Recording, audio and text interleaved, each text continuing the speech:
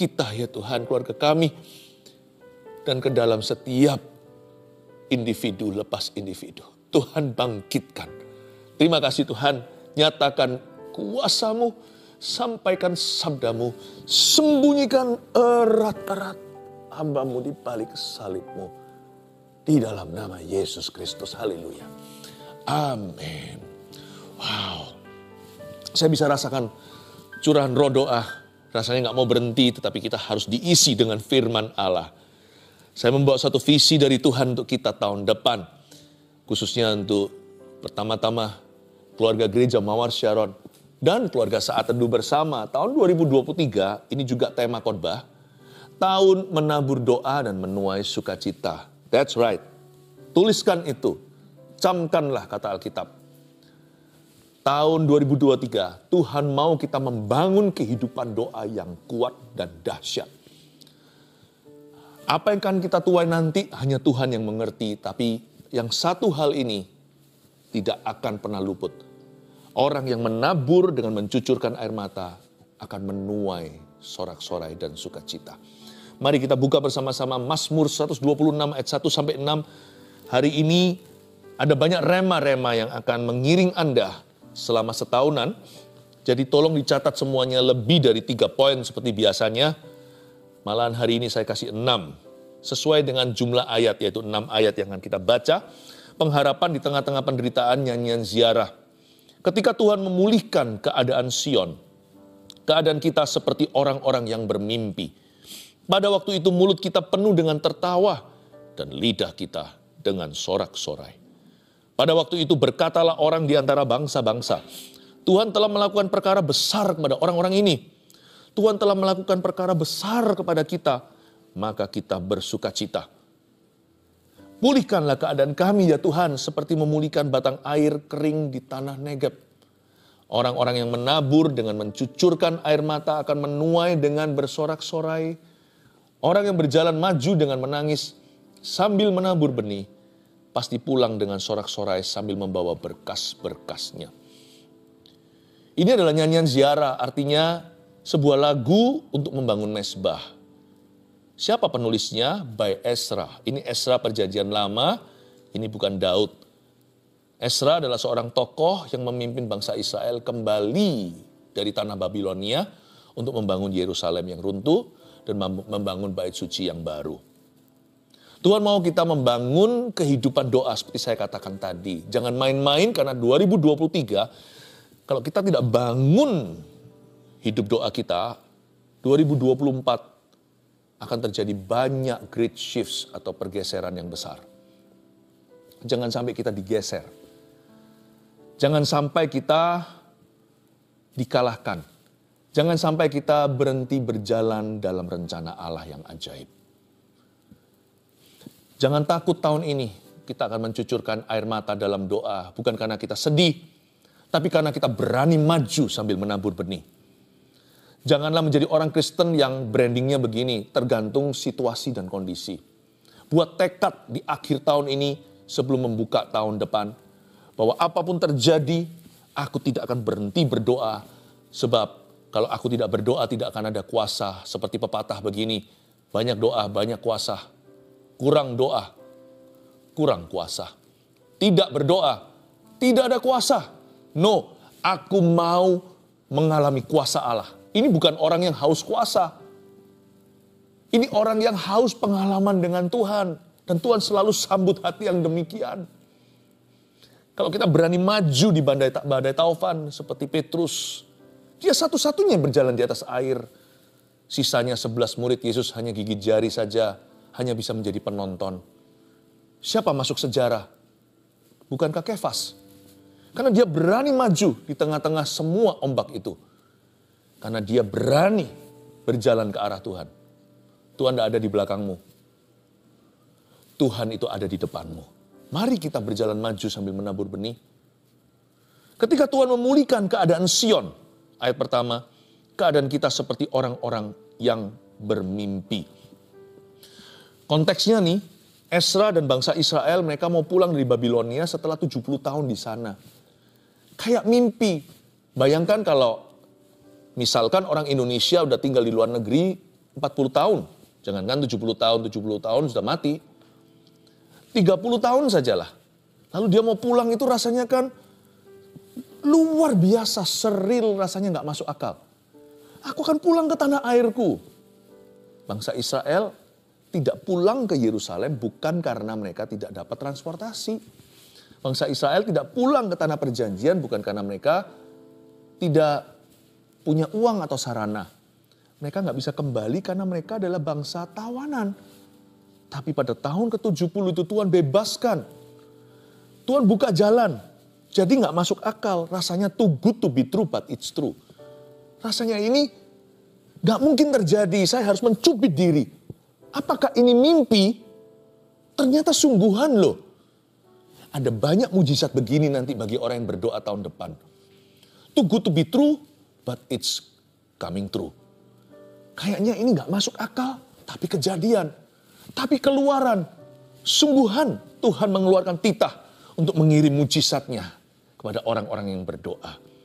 Ketika Tuhan memulihkan keadaan Sion, bangsa Israel hampir-hampir nggak berani percaya. Keadaan kita seperti orang yang bermimpi. Kayaknya harus tampar pipi kanan, pipi kiri. Aku ini lagi tidur. Apakah ini kembang tidur, bunga mimpi, atau ini sungguhan terjadi? No, it's really happening. Ini sungguh-sungguh terjadi. Maksudnya orang yang berdoa itu akan melihat di depan perkara-perkara mustahil dari Tuhan. Hal-hal yang tidak masuk akal, itu yang Tuhan sediakan. Dan ini bukan berita angan-angan, pemberi harapan palsu atau kemakmuran. Sebab orang yang percaya pada Tuhan, ada janji demikian. Yang mata kita belum pernah lihat, yang belum pernah didengar oleh telinga kita, yang belum berani kita bayangkan, bahkan kita belum berani minta. Tuhan sudah sediakan bagi orang-orang yang mengasihi Dia. Keadaan kita seperti orang yang bermimpi. Ini seperti pepatah begini. Bangsa Israel itu keluarnya itu beribu-ribu. Tapi dia pulangnya berlaksa-laksa. Oh puji Tuhan. Kita hanya menabur sedikit. Dari mana semua anak ini aku kira aku mandul. Karena berdoa. Doa itu bukan magic show. Doa itu bukan keajaiban. Doa itu tabur tuai.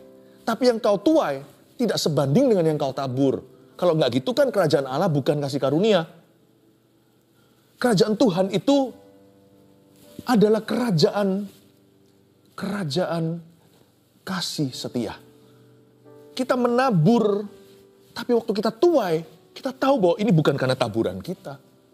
Makanya itu kalau nabur jangan tanggung.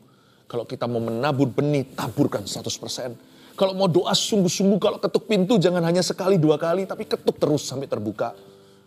Ketika Tuhan memulihkan keadaan Sion, keadaan kita seperti orang yang bermimpi. Coba bayangkan keluarga Yakub. Waktu mereka pindah ke Mesir itu untuk menyusul Yusuf. Akhirnya mereka reuni ya kan.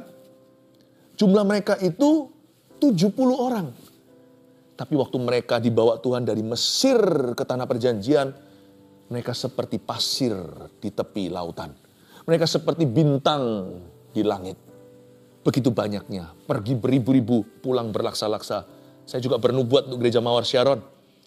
Kita semua masing-masing akan pulang kepada visi lokalnya atau setiap gereja lokal yang ada.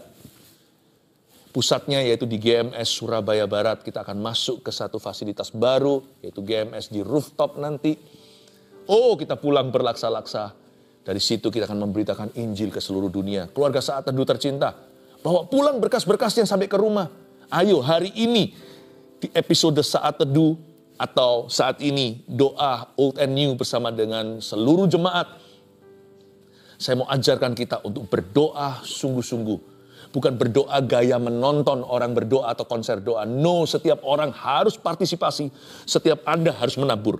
Masing-masing harus bawa hatinya dan bahkan curahkan air mata.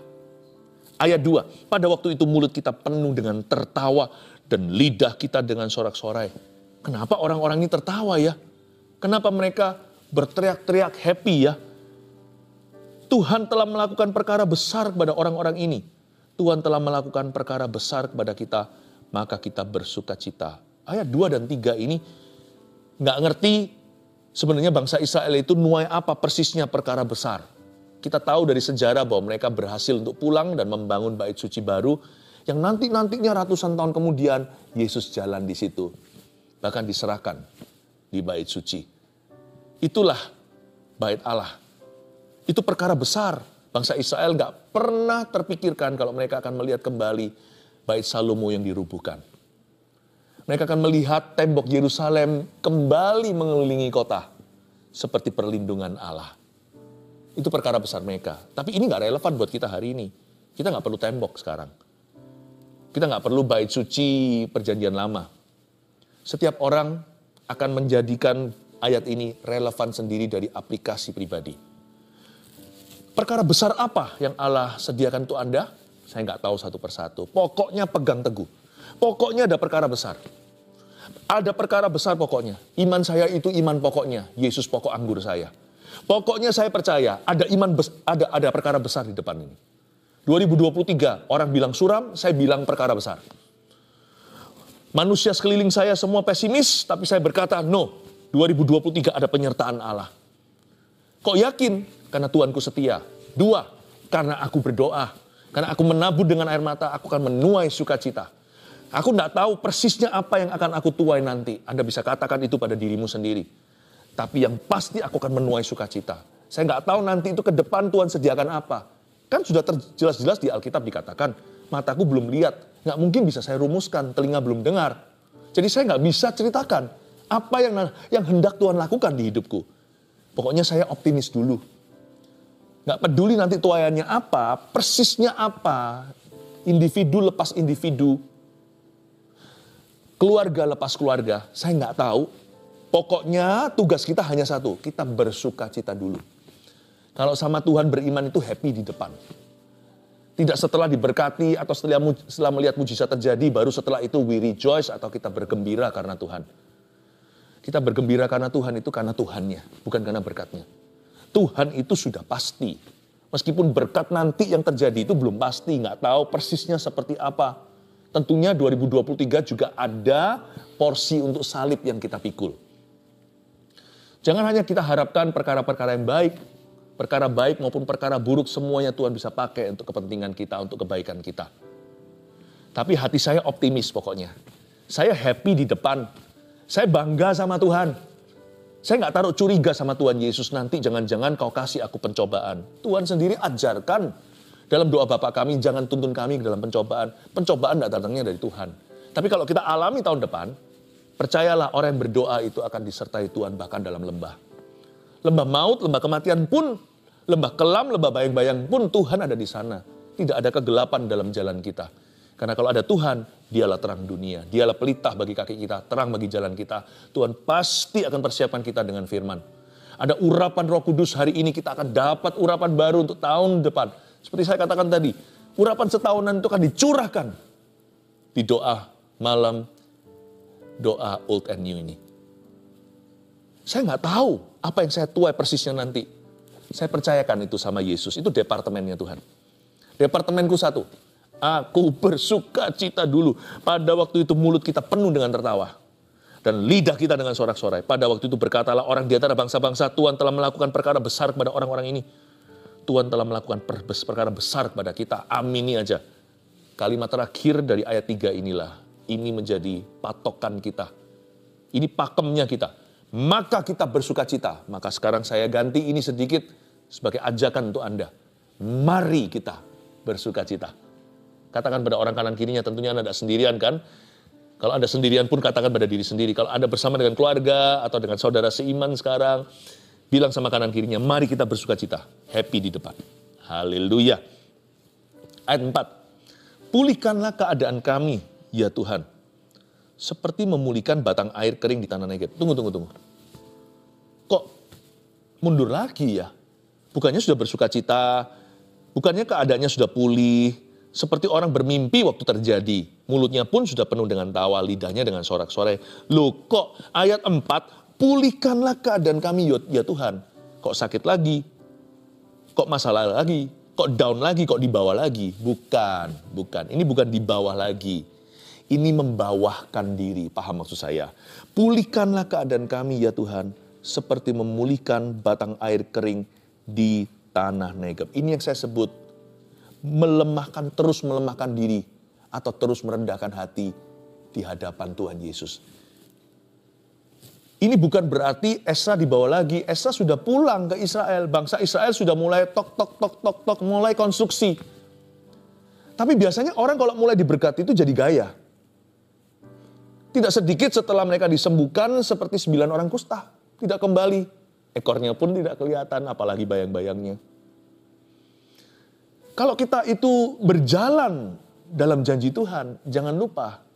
Jangan pegang janjinya saja maksudnya. Jangan alami berkatnya saja. Carilah sang pemberi berkat. Carilah dan kasihilah sang pemberi janji. Penting untuk kita itu punya komitmen terus merendahkan hati. Terus mengambil arus bawah. Ini namanya positioning kalau dalam bisnis lah. Atau dalam peperangan. Mereka menaruh posisi, dalam politik juga sama. Positioningnya orang Kristen, anak Tuhan itu arus bawah. Cium kaki Yesus. Melemahkan diri lagi dan lagi. Maunya terus jadi pasien Tuhan, bukan mental korban ya. Tidak pernah boleh kita merasa diri kita itu sebagai pemilik berkat. Dan bahkan kalau kita dipakai untuk menyembuhkan orang lain pun jangan merasa dirimu dokter. Dokter beneran atau orang yang mendoakan supaya kesembuhan terjadi, Tuhan jawab. We are never the doctors. Kita tidak pernah menjadi tabibnya. Kita ini hanyalah healers.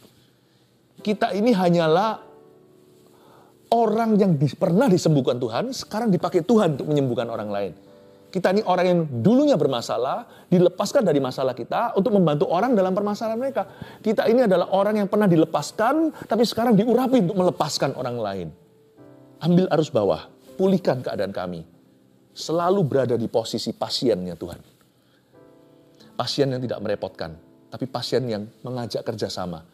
Kalau engkau sudah memberitahu aku di mana aku dapat makan roti, pengemis ini akan tahu diri. Aku akan keluar sana beritahu kepada saudara-saudaraku lainnya yang masih kelaparan dan yang masih tersesat, di mana mereka bisa menemukan keselamatan. Tuhan, aku tidak akan simpan roti bagi diriku sendiri. Tetanggaku mengetuk pintu tengah malam, aku akan bukakan, akan kupinjamkan roti. Aku akan beritahu kepada mereka di mana mereka bisa dipenuhi oleh Allah Roh Kudus. Aku akan beritahukan kepada mereka di mana mereka bisa memperoleh kekuatan dan ketabahan. Di mana mereka bisa menemukan damai sejahtera. Tapi jangan pernah merasa diriku pemilik kasih karunia. Kita ini hanyalah saluran. Makanya itu di sini dia berkata, pulihkan keadaan kami ya Tuhan. Esra berlutut lagi. Saya bisa bayangkan itu kalau kebaktian doa waktu Esra berlutut. Karena dia itu adalah the charismatic leader. Dialah pemimpin mereka yang paling berkarisma. Ketika dia berlutut, semua sisanya, seluruh bangsa itu ikut berlutut. Ketika Esra menengadah ke langit atau bersujud dengan mukanya ke tanah. Ketika dia berkata, pulihkan keadaan kami Tuhan. We are forever your patience. Kami selama-lamanya adalah pasienmu. Kami ini hanyalah hamba-Mu Tuhan. Kami hanyalah saluran-Mu Tuhan. Kami tidak begini sama berkat-Mu. Kami ini hanyalah abdi Allah. Pulihkan keadaan kami Tuhan seperti memulihkan batang air kering di tanah Negeb Tuhan. Wow. Ini yang menginspirasi saya tentang Esra. Dia selalu merendahkan hati di setiap titik dan kilometer berapa. Dia tahu dan dia ingatkan dirinya sendiri tidak boleh sombong bahwa dia hanyalah pengelola kasih karunia. Saya percaya tahun depan banyak sekali mujizat bahkan berkat. Saya tidak malu mengatakan karena Allahku tidak pernah mengutuki. Allahku itu selalu memberkati. Tapi jangan lupa ya, jangan sampai kau ubah berkat itu menjadi kutuk karena kita lupa diri. Ketika kita sudah melaju, larilah lebih kencang lagi. Sebab di dalam kerajaan sorga tidak ada juara satu yang permanen. Kalau Anda sudah di depan, lalu Anda lengah, lalu mulai asal-asalan sama Tuhan, tidak lagi menabur doa, sudah lagi malas berdoa. Kenapa? Sudah tidak ada keperluan, jangan-jangan esok hari kau jatuh. Esra di ayat 4, dia berhenti lagi, menabur doa lagi, mencucurkan air mata lagi. Padahal 3 ayat sebelumnya, dia sudah mengalami pemulihan, Dia sudah mengalami mujizat dan berkat Allah, perkara mustahil pun terjadi, perkara yang sulit pun menurut ukuran manusia dibuat Tuhan jadi mudah, sampai-sampai dia merasa ini mimpi kali ya. Tapi di ayat 4, dia kembali merendah, mencucur lagi air mata, menabur doa. Justru ketika ada nuai, taburlah lagi. Kalau enggak nanti musim berikutnya enggak ada tuaian. Tahun depan kita tidak akan menabur sekali. Dan kita tidak akan menuai sekali pula. Dan orang yang menabur terus akan menuai terus. Banyak doa, banyak berkat. Kurang doa, kurang berkat. Tidak berdoa, tidak ada berkat Allah dalam kehidupan kita. Banyak doa, banyak kuasa. Tidak berdoa, tidak ada kuasa. Kurang berdoa, kurang kuasa. Terus tabur. Tabur dengan air mata. Jangan berhenti. Ingat ayat 4-mu. Di situ kau harus merapat. Ayat 5. Orang-orang yang menabur dengan mencucurkan air mata akan menuai dengan bersorak-sorai. Ayat 5 ini dahsyat luar biasa. Ingat ya, ayat 5 ini adalah equipment. Ini adalah gudang equipmentnya Tuhan. Jangan sampai kita salah baca manual, dibaca lagi coba. Supaya kita tahu tools ini untuk apa. Seperti kulkas untuk daging, lemari untuk pakaian. Jangan terbalik ya, nanti pakaian ditaruh di kulkas, nanti dingin waktu dipakai. Atau kaku bahkan kalau ditaruh di freezer atau di tempat esnya. Jangan sampai nanti daging ditaruh lemari, jadi bau setelah beberapa hari. Toolsnya harus jelas, baca lagi manualnya, ayo coba baca. Orang-orang yang menabur dengan apa menabur? Mencucurkan air mata. Dan menuai dengan air mata. Menuai dengan mencucur air mata? Bukan. Menuai dengan bersorak-sorai. Ingat ya, alat menabur itu adalah air mata. Jadi kalau Anda merasa ingin nangis, itu berarti ada taburan. Jangan hanya nangis saja. Ditabur dan dikubur itu sama-sama jatuh ke tanah. Tapi yang satu disengaja. Yang satu lagi hanyalah terbuang ke tanah. Janganlah air matamu tuh jatuh ke pipimu, lalu jatuh ke bumi, sia-sia. Karena itu, be selektif, pilih-pilih. Untuk pilih-pilih tujuanmu menangis. Jangan nangis untuk perkara-perkara yang gak perlu ditangisi. Ngapain sih kita menangisi apa kata orang tentang kita? Janganlah. Menurut saya lebih baik kita nangis ketika kita dengar firman Tuhan atau ketika kita baca Alkitab. Lalu kita mengerti apa yang Tuhan sedang katakan di hidup kita, kita terjamah atau terharu. Tangisan begitu adalah tangisan karena apa kata Tuhan. Malah justru membuat perkataan Tuhan itu ada pelumasnya di hati kita. Jadi mudah untuk lulus. Tapi kalau apa kata orang kita tangisi, jadi apa? Kalau bukan jadi roh mengasihani diri sendiri. Pilih-pilih. Tolong agak sedikit cerewet. Jangan semuanya itu di ACC, jangan semuanya di approve. Untuk apa kita menangis hari ini? Tidak semua air mata keluar itu selalu jatuh ke tanah sebagai taburan. Ketika sampai ke pipi pun tidak ada kuasa. Tapi air mata yang berjatuhan, yang berlumuran, disebabkan firman Tuhan, atau ketika kita bersyafaat, berdoa untuk sesuatu sesuai dengan kehendak Tuhan, atau karena keinginan untuk maju. Kita bisa berkata pada hidup ini, hidup kau begitu kejam sama aku. Ya, jangan kepahitan sama Tuhan, jangan kecewa sama diri sendiri, sama manusia apalagi. Tuhan itu baik kok bisa kita kepahitan. Tapi kalau kita mengalami tekanan hidup ini, mungkin kita boleh katakan dalam hidupku itu betul-betul kejam sama aku. Gak apa-apa. Engkau bisa tekan aku seberat-beratnya. Aku menangis karena tidak tahan. Karena rasa sakit yang kurasakan. Atau perasaan stres yang berlebihan. Tapi satu hal ini tidak bisa tercuri. Kau bisa membuat aku menangis, hai kehidupan. Tapi aku memutuskan, kalau memang aku harus menangis hari ini, I might as well. Daripada menangis sia-sia, sekalian. Waktu aku menangis, sekalian maju. Aku tabur benih. Tuhan, berat hidupku. Namun Tuhan, aku tetap percaya hari depan milikmu ada di tanganmu. Aku percaya rancanganmu bukan rancangan kecelakaan, tapi mendatangkan masa depan penuh pengharapan. Rancanganmu damai sejahtera, dan aku klaim janjimu seperti Yabes berkata, kiranya engkau memberkati aku berlimpah-limpah. Ini dengan mencucurkan air mata ini. dengan nangis deras ini udah banjir pipi. Kiranya Engkau memberkati aku berlimpah-limpah dan memperluas daerahku, sekalipun ibuku pun menolakku, mengutukiku.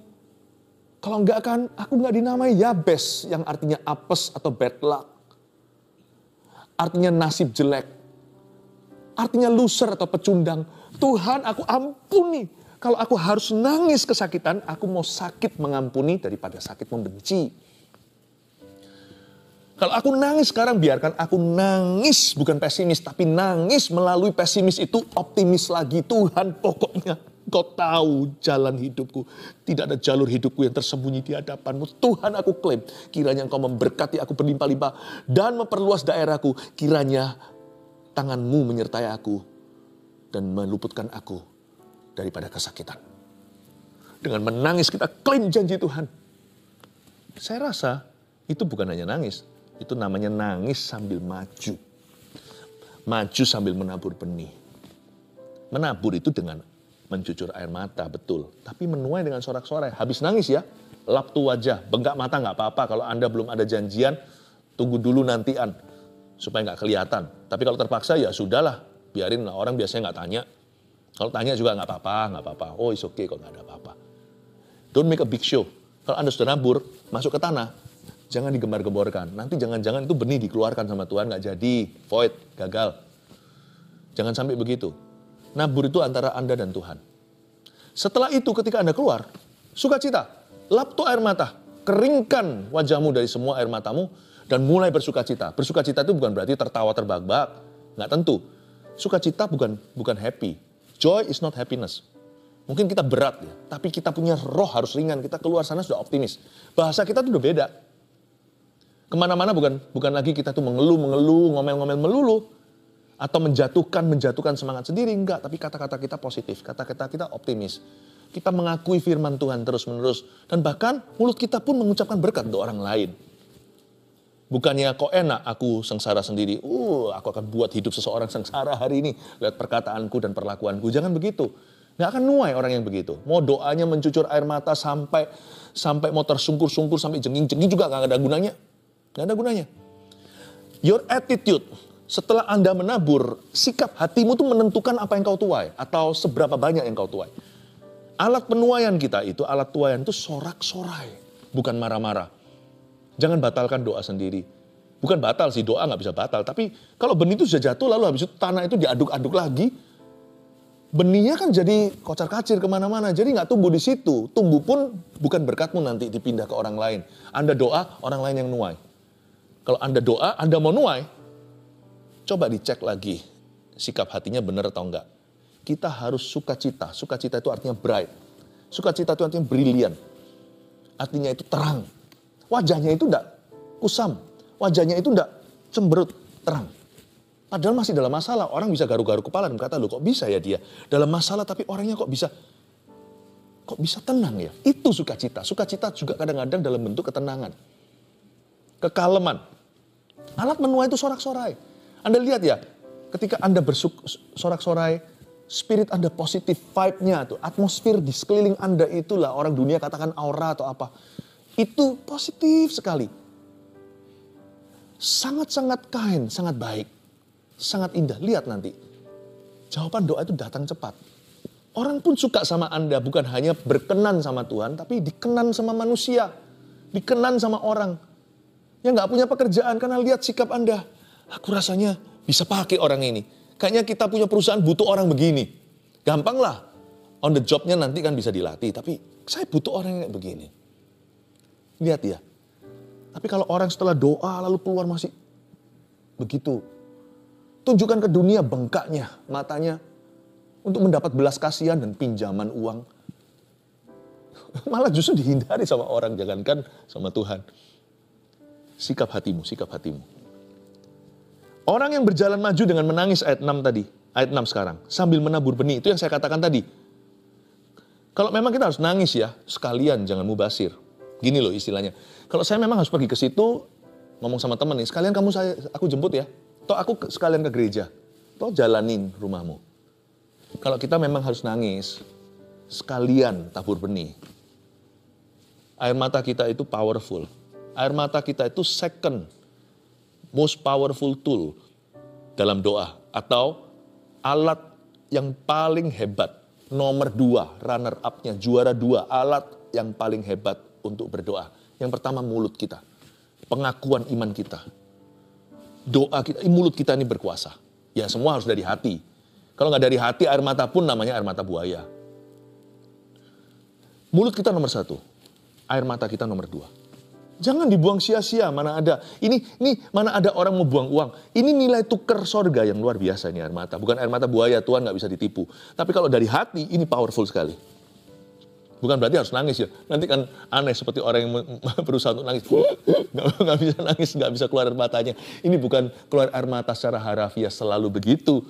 Tapi maksud saya menjerit mengerang kepada Tuhan sampai janjinya digenapi. Saya rasa itulah arti rohani dan emosi doa syafaat dengan menabur atau mencucur air mata. Orang yang berjalan maju dengan menangis sambil menabur benih pasti pulang dengan sorak-sorai sambil membawa apa itu berkas-berkasnya. Bukan hanya mereka itu menabur lalu menuai, tapi menuai sampai ke berkas-berkasnya. Berarti gini loh, nggak seimbang tuaian itu dengan taburan seperti saya katakan sebelumnya. Tidak imbang. Dan dari sini saya juga ingin untuk menekankan suatu hal. Kalau Anda baca lagi ya, kita baca ayat 6 sekali lagi. Orang yang berjalan maju dengan menangis sambil menabur benih.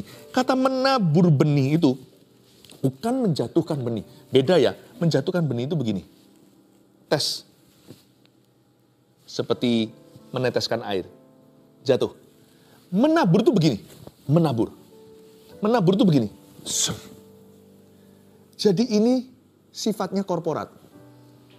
Tidak boleh doa itu seperti yang kita lakukan selama ini di gereja-gereja. Kita lebih sering lihat yang patron begini atau yang modelnya beginian. Satu orang berdoa, yang lainnya mengaminkan. Itu menjatuhkan doa. Bukan menabur doa.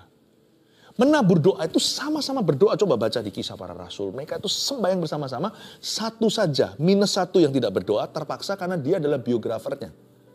Dia reporternya, namanya Dr. Lukas. Kisah Para Rasul mencatat doa mereka itu bisa, meskipun sendiri-sendiri, bisa sehati.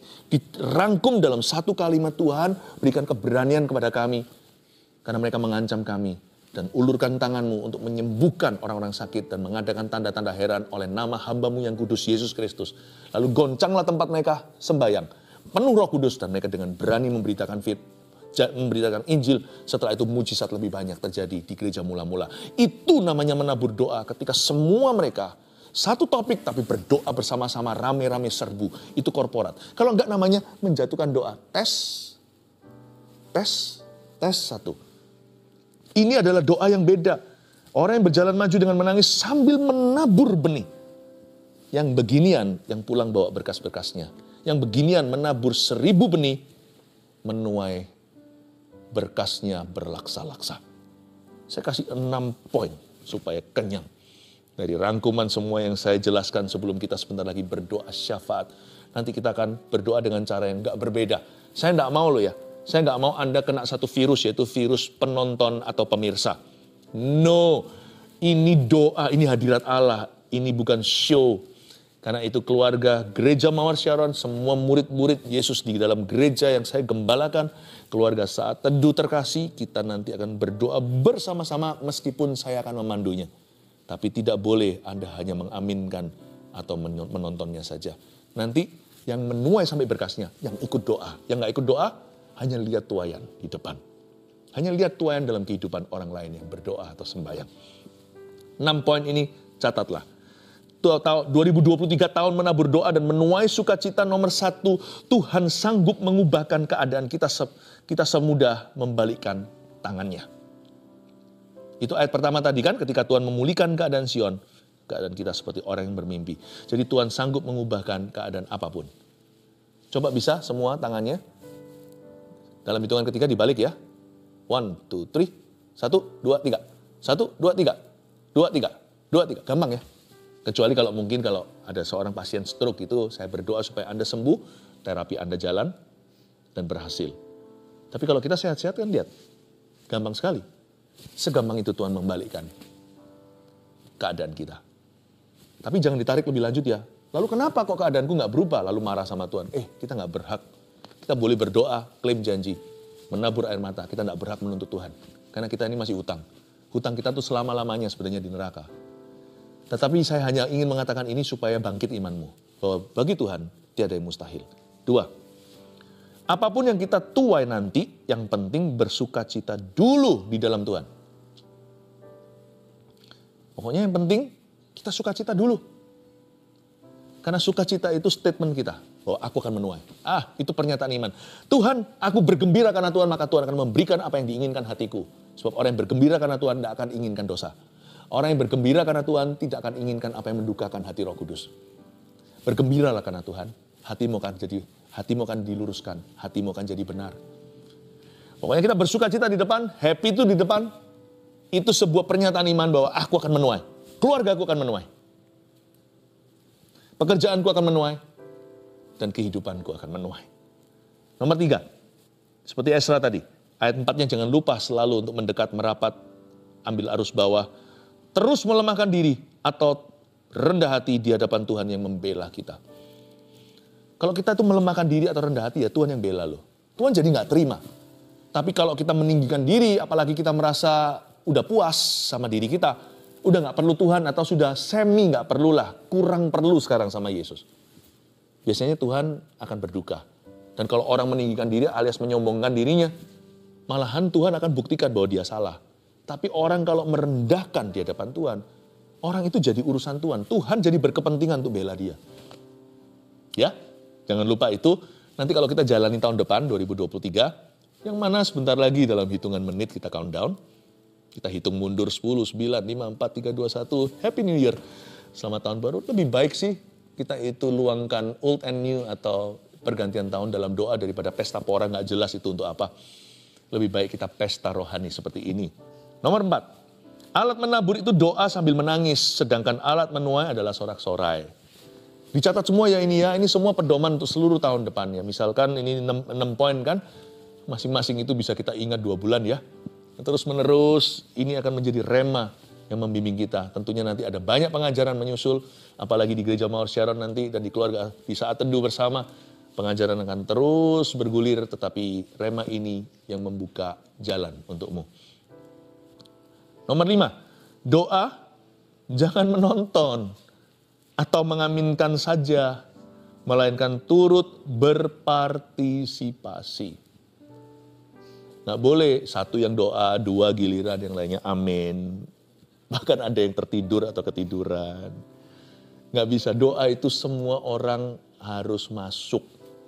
Semua orang harus bicara. Kalau kesempatan terbatas di tengah puluhan, ratusan, bahkan ribuan orang, nggak mungkin semua giliran kan itu acara bisa selama-lamanya. Ya sudah, ada satu waktu gong berbunyi, semua berdoa. Dilepas, meskipun ada pemandunya, kapan berhenti nanti. Jangan takutlah gravitasinya, kapan stop ini. Doa itu jangan hiraukan kanan kiri. Doa itu ketuk pintu, berseru. Jangan nonton. Jangan mengaminkan saja. Nggak ada yang namanya doa itu bisa titipan. Aku titip doa ya. Tuhan tidak terima titipan. Ada satu jasa yang tidak ada dalam kerajaan sorga. Jasa penitipan. Nggak ada. Yang keenam. Ini adalah janji Tuhan buat kita. Pergi doa menabur 1000 benih. Dan pulang doa membawa berkasnya berlaksa-laksa. Ini saya imani terus. Pokoknya setiap kali saya masuk saat teduh pribadi atau saat teduh bersama seperti yang diadakan setiap minggu hari biasa, atau ketika saya ke gereja Mawar Sharon saya beribadah, saya selalu beriman gini, pokoknya aku pergi menabur 1000. Pokoknya saya pergi doa, pokoknya saya masuk hadirat Allah itu pergi doa menabur 1000. Saya keluar dari ruang doa itu atau dari ibadah pulang, atau setelah saya selesai offline, tidak lagi saat teduh bersama. Pokoknya saya perginya itu 1000, saya pulangnya itu berlaksa-laksa. Pikiran saya maju soalnya. Orang yang menabur benih pasti maju pikirannya. Saya maju, dan kalau saya maju saya tahu, maju tak gentar. Seperti lagu luar biasa. Kalau saya maju, saya tahu Kristus adalah arakan berkemenangan. Bukan berarti hidupku akan selalu mulus. Tapi kalau aku maju dengan Kristus, nggak mungkin aku pulang tangan hampa. Pasti ada roti di tanganku untuk memberi makan 5.000 orang. Haleluya. Pergi beribu-ribu, pulang berlaksa-laksa. 6 poin ini dicatat baik-baik. Cepat aja. Kalau Anda tidak bisa mencatat, nanti bisa setelah selesai ini, Anda tonton lagi, renungkan lagi, catat satu persatu. Saya tidak ulangi ya, karena ada 6 soalnya. Mari kita sama-sama siapkan hati untuk menyembah Tuhan. Jadikan dirimu rumah doa itu bagi bangsa-bangsa. Ayo beriman.